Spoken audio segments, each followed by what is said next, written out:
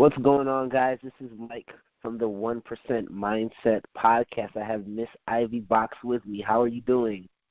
I am doing excellent. Thank you for having me. No problem. You sound excellent. That's good. It sounds a little bit better than me since I'm a little sick, but, it's all good. So I wanted to, first of all, I kind of want you to do a brief intro of, who you are for those who don't know the Miss Famous Ivy Box. The Miss Famous. Hey, I like the ring of that. No, I'm kidding. No, my name is Ivy Box, and I'm originally from Fort Myers, Florida. I am an author, marketing consultant, and entrepreneur, and that may change. Who knows? I'm one of those people. I'm from the what they call it, the slash generation or the multi-hyphenates. So I'm always adding something to my title. But in general, I'm a marketing consultant, a marketing enthusiast. So, like I said, I'm originally from Florida. I'm an author, marketer, and I'm really excited to be here. Awesome. Well, again, I appreciate you hopping on and, sharing some of your wisdom. So I want to dive right in. And you said you're an author, and you have a book out right now. Can you speak a little bit about the book? Yes, my book is the 365 Go Get Hers Guide. Hers stands for Happiness, Education, Respect, Success. It's what you want, when you want it, how to get it, make it happen. And that's my first book. It came out in January of 2018, so the top of the year. But I also have another book that's in pre-order. So it's actually been announced to the world. And it's in pre-orders right now, and it'll be out by Father's Day. So it's called the 365 Go Get His Guide, and it's pretty much the male version of the first book, because there's universal principles in the Go Get Hers Guide, the first book, but there were so many guys that were interested in the book, but for some reason they didn't want to walk around with like this Pinky Peach book, and they were purchasing the books for their girls, their sisters, their wives, and all that stuff, and they would low-key read it themselves, and they would talk, like, oh, it's such a great book. So I was like, you know what, for the guys that are getting, deterred from the Go Get Hers Guide, let me go ahead and come out with the male version. And so the reception has been really great for it. So I'm excited. Excellent. So first of all, what inspired the first guide, the Go Get Hers Guide? I heard the acronym, which is great. But what inspired you to write that book? Well, and what I didn't mention in the beginning is I've worked in entertainment and business and entrepreneurship for over 10 years now. And so probably about 10 years ago, I had the concept of writing a book, and it was going to be called Go Get Hers. Go Get Her, Go Get Hers was always in the title. But it was more about being like a boss and being, on your game and just, being on top of the world, essentially just being a boss chick, the women empowerment movement, kind of before the women empowerment movement became such a big deal on social media. And throughout the years, I went through a lot of ups and downs, financially, mentally, spiritually, and I was reading a lot of self-help books and listening to a lot of audio books and going to a lot of conferences and seminars. And I had all these notes, and I, was just improving myself as an individual, as a businesswoman and everything. And then I was just like, you know what? I need to put all this information in one place. I need this guide where whenever I need to delve into money matters or networking or relationships or, goal setting and stuff, I have this one place to go to. Then I was like, you know what? Maybe that's maybe that's the direction of the book. That would be the direction of the book, instead of me talking about being on top of your game, being a boss, because there was more people that may need a guide in that sense, as opposed to just talking about being on top of the world, because naturally a lot of us go through ups and downs, whether you're a celebrity or not.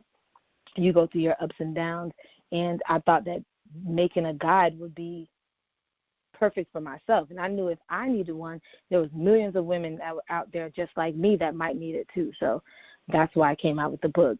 So it changed directions from its original conception to now, and I'm so proud of the book that is now. Excellent. And before I dive into the Go Get His Guide, from the actual Go Get Hers guide, your original newly released, actually in January over the last few months, what's one of your favorite, I guess, principles or chapters within that book?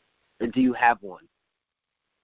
There's so many, because initially, like, this book could have probably been like the size of a dictionary, because I remember for years I was like playing around with the index, because there was always, every time I learned something, I wanted to put it in the book, and so I ended up narrowing it down to about, there's still a lot of chapters in it. There's 4 sections: happiness, education, respect, success, and within each of those sections there's about 5 chapters. So that's about 20 chapters.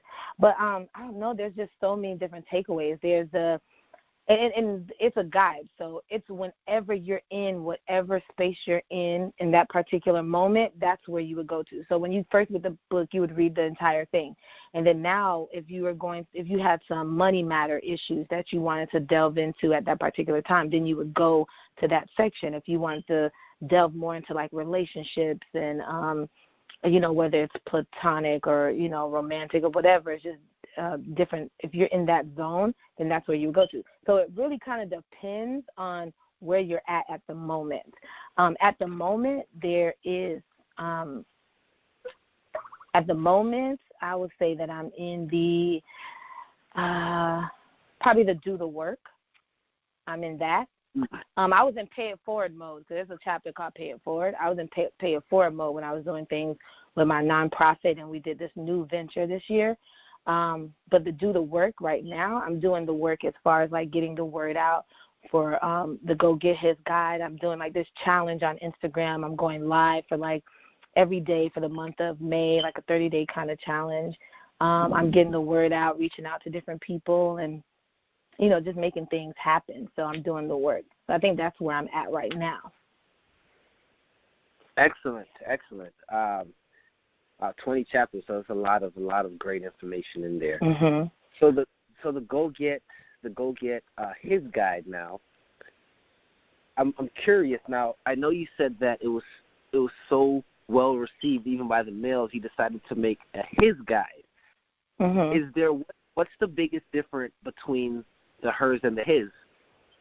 It's more from a male perspective. So like the Go Get Hers guide, I wrote it, in a woman's voice. So like when I talked about something, like if I said something about it, you don't want that in your bag, it'll be more like you don't want that in your designer purse or something like that. So I would say purse, or like there's a part where we talk about not having the same 24 hours as Beyonce and Rihanna. But in the guys' version, we're talking more about LeBron and Jay-Z, so it's like more of, so that guys can relate more to it than a woman. Because even with the woman book, you can read it, but you're going to see a lot of she's, hers, and more from a feminist perspective. And there's some statistics in the book as well, but those statistics on the girls' version is more based off of women's statistics. So in the male book is more based off of male statistics. So it just wasn't really about changing his to hers or hers to his. It was actually going through each of the sections and making sure that it was relatable and specific to men as opposed to women. So did you kind of flip that switch and turn and have that male perspective, or did you get some help from a male? How did that work? Because I always try to think about myself like from a woman's point of view, and women are very complicated. So, I don't know if I could do a book and relate to both males and females, because again, women are complicated. I'm not sure if men are as complicated. Yeah, I was gonna say because we all have our complexities. We're all simple, but we have our complexities. I think that's what makes us dynamic, men and women, humans in general. But what's the great thing about women is that we're nurturers and mothers, and even as sisters, we were made to birth children, both male and female, and raise them. So we have a broader perspective. We have a specific but broad perspective, if that makes any sense. Like the way that we're made to nurture, we can nurture a male and we can nurture a female. So there's some things that's instinctual within a woman that can go both ways. And from what but anyway, we're not gonna go into that part. But but anyway, so I did consult men in general, because I've been consulting men for years, you know. So, yes, I've consulted men, and a lot of it is like research, because my book is a self-help book, and some of it's based off of my opinion, but a lot of it, too, is based off of facts and research. So there are facts and research, and that's a lot of that male perspective I got from facts and research that has already been done before. So in other words, saying, sure, y'all probably can't write about us, but we can write about y'all. No, I'm kidding. That is real. That's real. I actually agree 100% with that. I'm still trying. You know, I grew up with for the second half of my, I guess, childhood years with just my sister and my mom, and I still try to figure them out to this day. And it's, you know, I've been on this earth for 30 years, and you know, it's still definitely one of the tougher things to do. So, and I don't think women. Yeah, I mean, but I feel that you don't think women understand women. Yeah, I think people. I don't like to generalize like that. I think people have problems understanding people in certain perspective, because the thing that a lot of people fight about, the things that make us different, are the things that are the best things about us. Because of the fact that we're different, that's what I think is the beauty about us. But everybody wants everybody to be the same. The answer is there is no concrete answer or solution for every single person. It's literally a case-by-case situation. So you shouldn't try to understand women in general. You should try to understand the women that's in your life, right? If you're dating somebody, you need to try to understand that particular person, and not in comparison to the last person that you dated or your ideal person that's on television. If you're dealing with your mom, you need to understand how your mom works as a mom. Don't try to understand every single person's mom. You have to understand yours. And then if you have a wife or something, you may have to understand her mother, because now she's a part of your family. You have to understand your sister as your sister, not everybody else's sister. And I think that's where we have difficulties, because we try to generalize everybody, and everybody's literally different. Even if you grew up in the same household, you still have had different experiences, and things are different from your perspective. So you have to deal with people as individuals, and we need to stop trying to generalize everybody. Now, in the book, I can generalize principles, purpose, goal setting, discipline, certain types of relationship when it comes to like networking and stuff like that, paying it forward, doing the work. I can generalize those because those are principles, right? But individuals going to take my book differently. Depends on who reads it. They're going to take something differently from it. You know, it's just like reading the Bible. Everybody doesn't take it the same way. It's all up to interpretation to the individual person. Very true. That was some amazing gems that you dropped. So yeah, don't get me to preaching now. Don't get me to preaching. Let it out, man. The people need it. So obviously, when you wrote these books, obviously one was released. The Hers Guide was released January 2018, and his is coming soon. Do you have? You said by Father's Day, or? Well, yeah, it's the first Tuesday of the month, June. You would think I'd know this. June 5th, I believe it is. But everybody that pre-orders it, they will have it before Father's Day. Oh, nice. Okay. Yeah, they'll have it in hand. So it's June 5th is the release date. But those who have pre-ordered it, it will be in the mail, so they can get it in time for Father's Day. Nice. Okay. So obviously, when writing a book like this, of this detail, having all these principles that you believe in, and that you stand for. You said you've been in marketing for 10+ years. Mm-hmm. Is there one particular job or experience that kind of shifted you or changed your mindset, or where you had your breakthrough? Really, is there one thing, or maybe a few events that you can think about in that particular field? It's probably a collection of things. And I've been having this conversation with people about, we have this skeleton key. I actually want to shout out Amanda Seals, because she's one of the first people I heard coin the skeleton key. It's like we have that thing. It's not one thing, but we have multiple talents, but some people have a specific talent that they have. Is it a talent or a passion that kind of opens the door for different things, right? So my skeleton key happens to be marketing. Some people like Jay-Z, it'll probably rapping, right? LeBron is basketball. But it has opened doors for them to start their own business, for them to get into clothes and television and film. So my skeleton key is marketing. And through marketing, I have been able to get into entertainment, in the television realm, in music, in live events. Haven't done anything with athletics, not directly. It has gotten me into government. I worked with government. It has gotten me in corporate America, whatever. So my skeleton key is marketing. So I've actually been in these different industries all because of marketing. And throughout these different industries, I have had different experiences that have kind of been life-changing in some aspect, you know. So it's a whole bunch of different experiences that have kind of, I guess, led up to this moment. And that kind of played a part in why the topic or the subject matter of the book kind of changed. It wasn't, you know, initially I said it was going to be about, you know, being a boss and being at the top of your game. And we have to understand that most successful people, they go through ups and downs. It's not a straight shot. So, yeah. Okay, nutshell. Excellent. It's a bunch of stuff, so I couldn't really say it was like one defining moment. It's a bunch of different defining moments, and I call it like shifting my crown.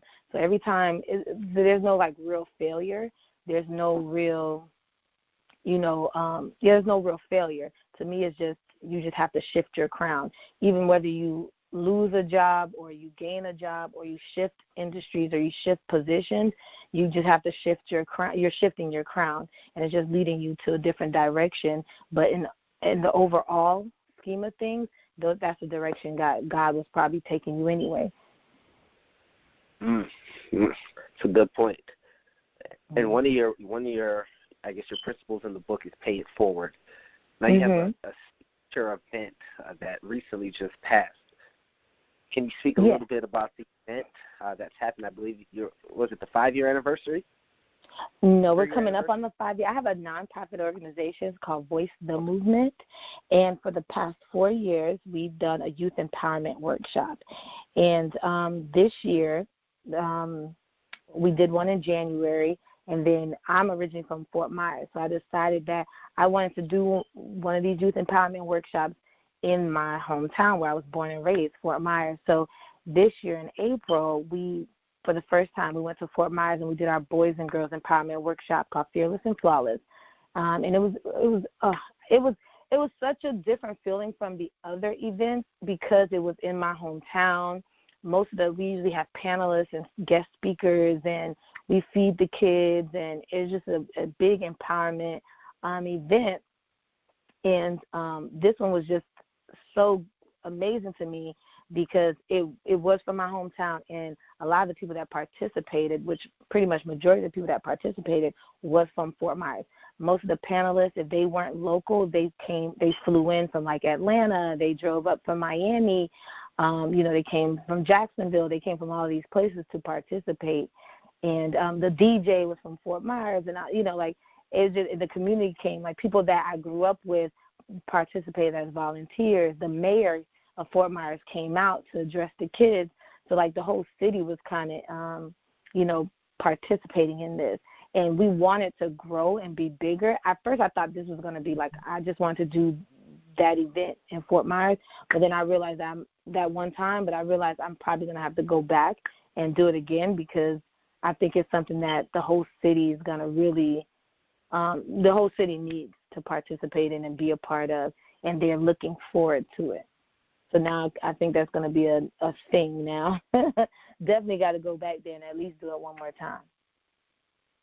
Absolutely. Now, as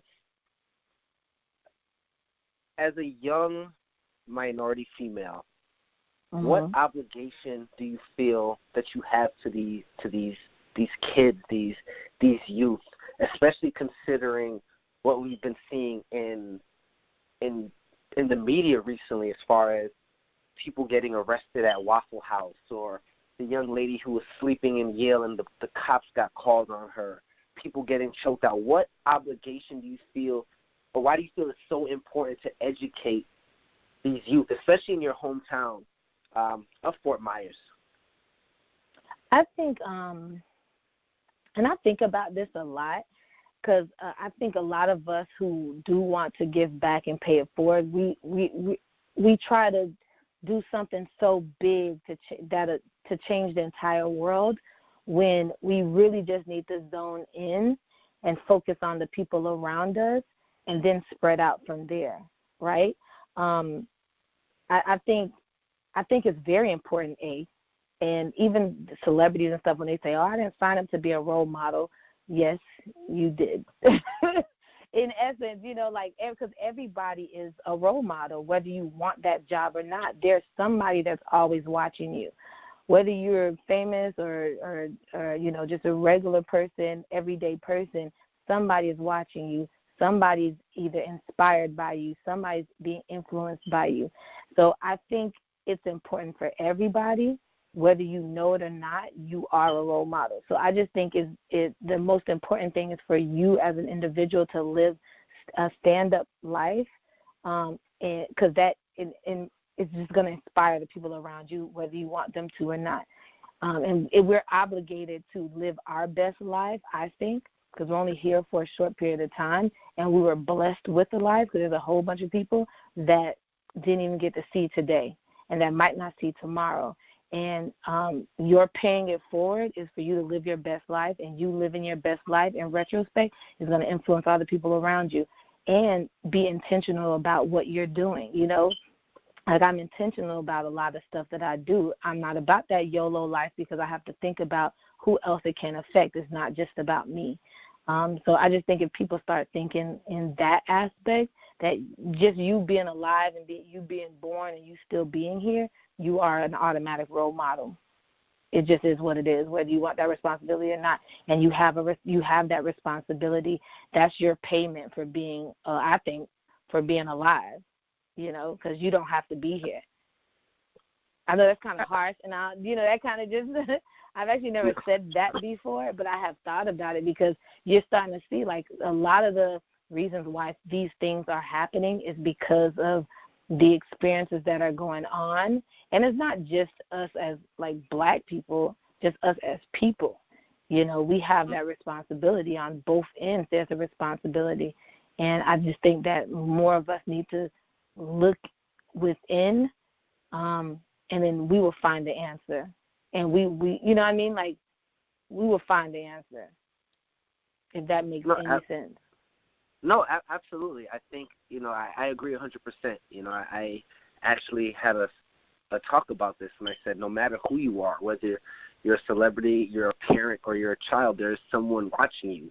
Right? As an 8-year-old, my little sister looked up to me, so what I did, she followed. And it's important to understand that no matter what age, what demographic, what sex, what race you are, there's someone watching you, and they're expecting you to do the right thing, because they will follow behind you. So it's really important you have an obligation, so to speak, to be a leader and to be very effective at what you do. So I agree with that 100%. And with all your accomplishments, and again, you've done a lot of phenomenal things.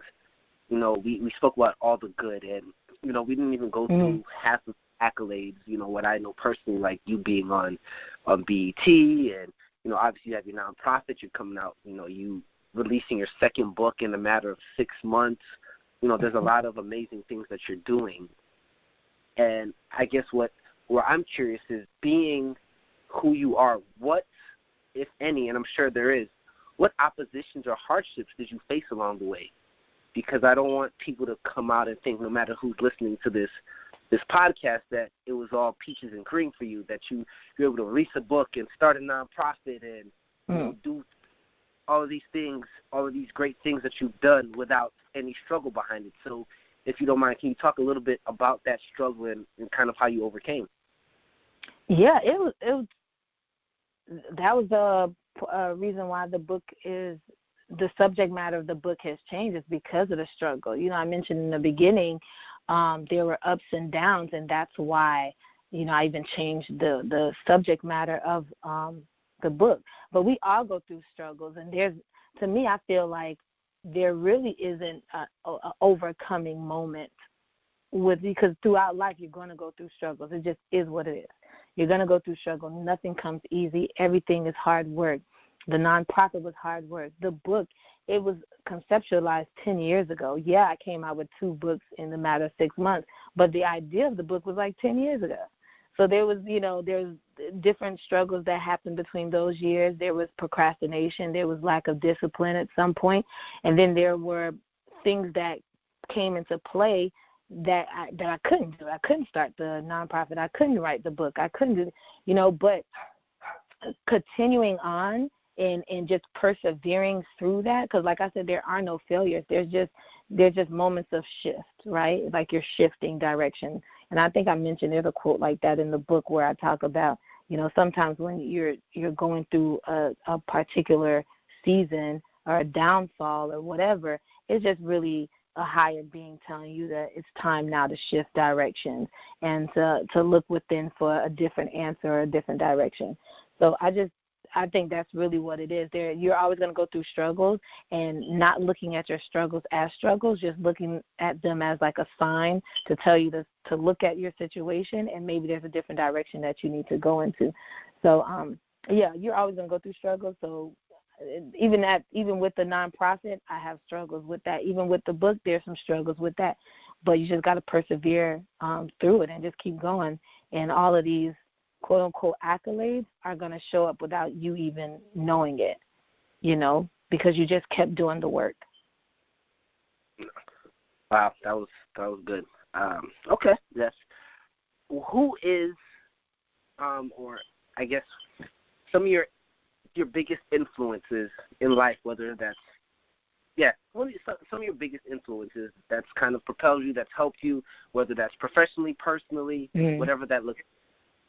I have so many, because I feel like I'm influenced in the sense, when I say influence, I don't mean like whatever they do, I do it.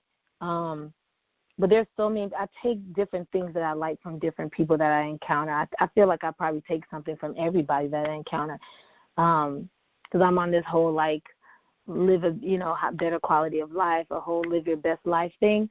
So I take positive things from different people. But from a regular basis, I would say my mom, not regular, but like probably the person that's closest to me, I would say my mom and my sister. I take a lot from them. They're pretty huge influences. If we're talking from like a famous standpoint, career-wise, Suzanne DePass. If I had an ideal career path, it would probably be hers. Of course, Oprah, Iyanla Vanzant, all of those people.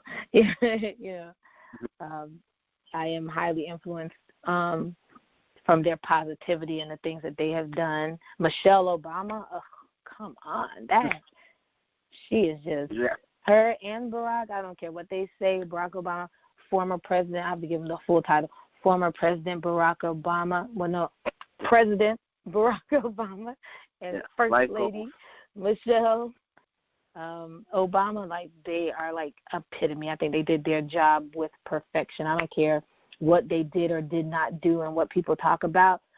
In its entirety, they were the ideal individuals to be in that role at the time that they were in, and they did it with excellence. Absolutely. Can't nobody tell me anything different. They are definitely life goals. Oh, yeah. Well, Ms. Fox, I do appreciate your time. Do you have any last words for the people? Yes. Please support the movement, the Go Get Hers movement and the Go Get His movement. You can order, you can purchase my book, The Go Get Hers Guide and The Go Get His Guide, when it comes out on Amazon, Barnes & Noble, all online platforms. You can also purchase an autographed copy from my website, missivybox.com, MSIVY, B as in boy, O, X as in X-ray.com. And I'm Miss Ivy Box on all social media platforms. I also want you to walk away with my quotes. The motto that I live by is that the sky is not the limit. It is only the beginning. And thank you so, so much for having me on your podcast.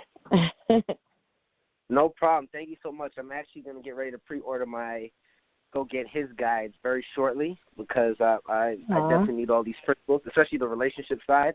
Yeah. You know, we can have a whole other interview and talk about that, man. Yeah, exactly. So hopefully I can read up on something and have some luck. So, because my head taking L's right now, but no, thank you so much, man. It's hard out here for a pimp now. You're right. And the summertime too. Okay. My head taking L's. No, man, thank you so much for your time. I do appreciate it. And guys, again, like she said, make sure you go and support MissIvyBox.com. Go pick up the book, whichever one, the Go Get His or Her guide. That's a lot of amazing stuff in there. It's 10 years plus worth of experience, and you get really all of that in one book. So definitely check it out. Definitely pick it up. With that being said, love you guys, man. Peace.